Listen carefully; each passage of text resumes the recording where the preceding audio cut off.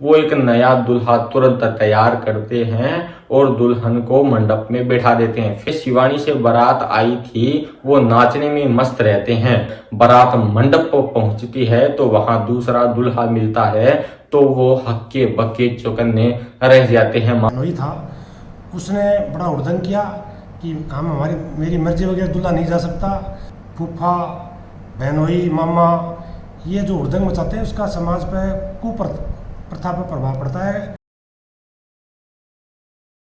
नमस्कार दर्शकों, मैं हूं आपके साथ मनोज और आप देखना शुरू कर चुके हैं झलको राजस्थान। यदि झलको राजस्थान पर नए हैं तो इसे तुरंत सब्सक्राइब कर लीजिए ताकि राजस्थान में होने वाली घटनाओं और यहाँ की विशेष चीज है वो आपको दिखा सकें। फिलहाल एक बड़ी खबर है वो राजस्थान के चूरू से सामने आई है। पूरा मामला है वो आपको बताऊं उससे पहले आपको थोड़ी सी हम और आपसे जुड़ी जानकारी दे देता हूं, क्योंकि आजकल विवाह शादियों का सीजन चल रहा है। विवाह शादी है, उसके अंदर डीजे आम बात है और डीजे पर नाचना थिरकना ये भी आम बात है। और एक चीज और है विवाह शादियों के अंदर कि जीजा लोग और फूफा लोग हैं, उनका महत्व तो हम और आप देखते ही आ रहे हैं। लेकिन मामले में यही जीजा, साला और जो बाराती थे ये गड़बड़ कर देते हैं। पूरे मामले की यदि बात करें तो इस मामले में इन लोगों का उत्पात कहें या हुड़दंग कहें या ये मान सकते हैं कि इनकी नासमझी कहें, और वो बिना दुल्हन ही इनको बैरंग लौटना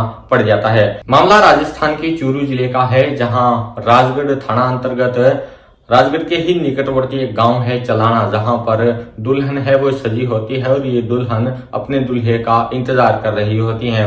इधर बारात है वो हरियाणा की शिवानी से आनी होती है, जो वहां से रवाना भी हो जाती है। ये तमाम घटना है ये 15 मई की है और बारात है वो 15 मई को गांव चलाना राजगढ़ में पहुंच जाती है। बारात पहुंची, उनका स्वागत है वो गांव वालों द्वारा किया जा रहा था। ये आम रस्में हैं और होती ही रहती है, लेकिन गड़बड़ कुछ ही देर बाद है वो शुरू हो जाती है। उससे पहले आपको थोड़ी सी इस मामले की और जानकारी दे देता हूं कि 15 मई को हरियाणा की शिवानी से ये बारात चलती है और वार्ड संख्या होता है वहां का 10।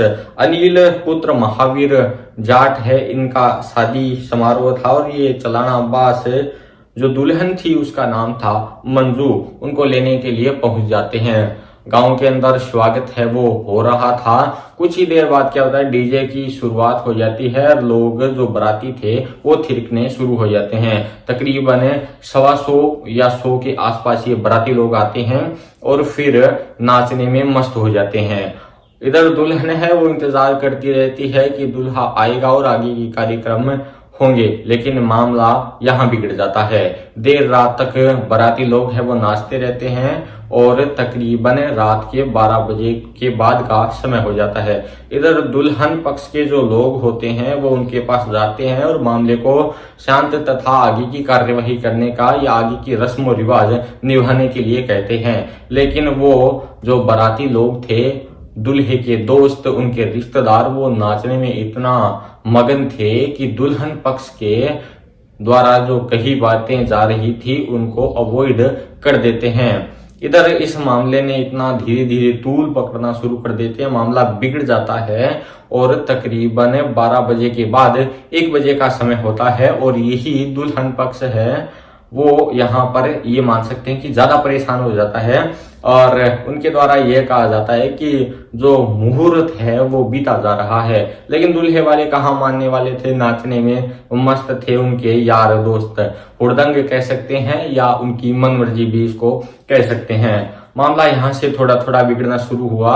अब क्या होता है, दुल्हन पक्ष के जो लोग हैं वो एक नया दुल्हा तुरंत तैयार करते हैं और दुल्हन को मंडप में बैठा देते हैं, फेरे हो जाते हैं और आगे की रस्मों रिवाज निभाना शुरू कर देते हैं। इधर जो पहले शिवानी से बारात आई थी वो नाचने में मस्त रहते हैं। कुछ देर बाद तकरीबन 2 बजे के बाद जब बारात मंडप पर पहुंचती है तो वहां दूसरा दुल्हा मिलता है तो वो हक्के बक्के चौकन्ने रह जाते हैं। मामला हाथ से अब निकल चुका था। फिर बारात को बेरंग लौटना पड़ा, लेकिन शादी है वो अपन मान सकते हैं कि यहाँ पर खराब हो गई, मामला है वो बिगड़ गया। इधर दूल्हे पक्ष के जो लोग हैं वो फिर राजगढ़ थाना पहुंचते हैं और उनसे थानाधिकारी कृष्ण कुमार हैं शिकायत करते हैं, जिसकी तस्वीरें भी आप लगातार देख पा रहे हो।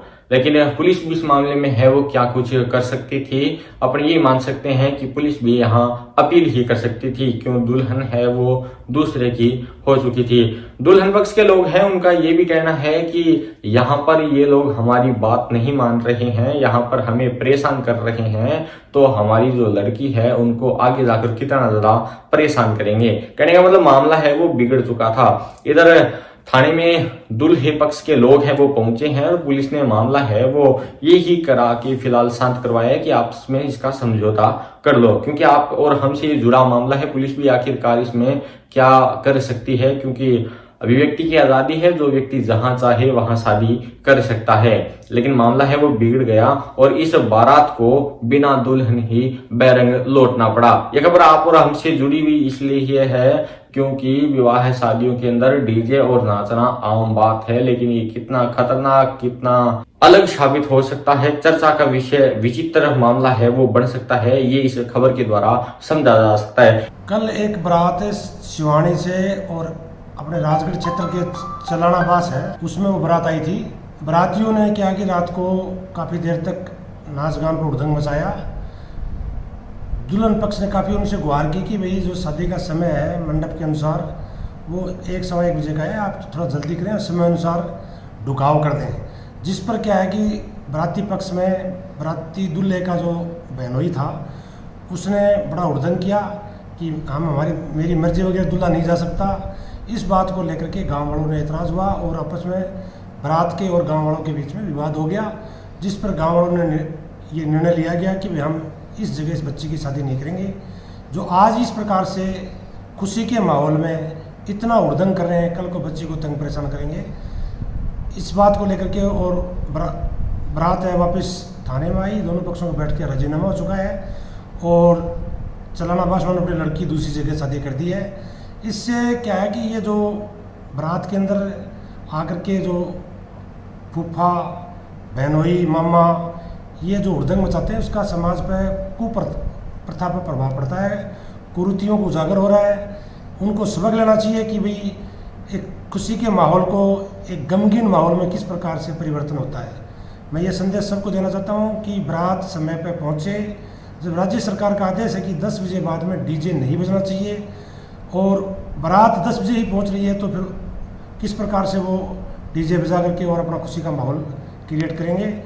इसलिए लोगों से मेरी यही अपील है कि समय पर बारात पहुँचे और समय पर खुशी खुशी से अपना शादी का लुत्फ उठाएं। इस खबर पर आप क्या कुछ सोचते हैं, जरूर हमें कमेंट बॉक्स के द्वारा बताएं। और बाकी खबरों के लिए और राजस्थान से जुड़ी खबरों के लिए जरूर झलको राजस्थान को सब्सक्राइब कर लें। जय राजस्थान, जय हिंद।